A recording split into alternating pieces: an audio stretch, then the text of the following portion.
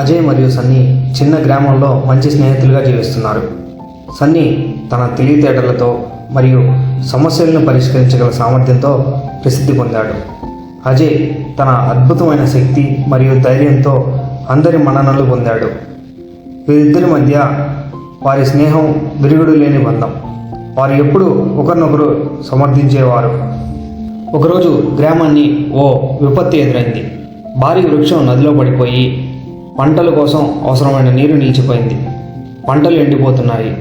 దీన్ని చూసి గ్రామస్తులు ఆందోళనకు గురయ్యారు. వారు గ్రామ చౌరస్తాలో కూడి చర్చించుకున్నా ఎవరికి ఏ పరిష్కారం కనిపించలేదు. సన్నీ ముందుకు వచ్చి నాకు ఒక ఆలోచన వచ్చింది అన్నాడు.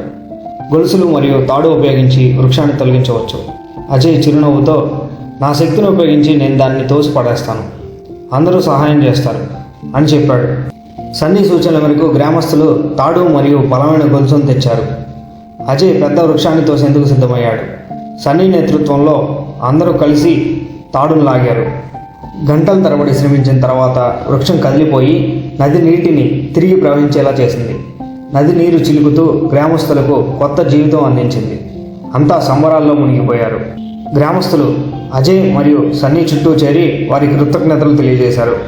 సన్నీ ఇలా అన్నాడు, అజయ్ యొక్క శక్తి లేకపోతే నా ఆలోచన వలన ఉపయోగమే ఉండేది కాదు. అప్పుడు అజయ్ ఆనందంగా సన్నీ యొక్క ప్రణాళిక లేకపోతే నేనేం చేయాలో తెలిసేది కాదు అన్నాడు. ఆ రోజు నుండి గ్రామస్తులు ఐకమత్యం శక్తిని మరియు ప్రతి ఒక్కరి ప్రత్యేకమైన శక్తులను ఉపయోగించి పెద్ద సమస్యలను కూడా పరిష్కరించగలమని గ్రహించారు.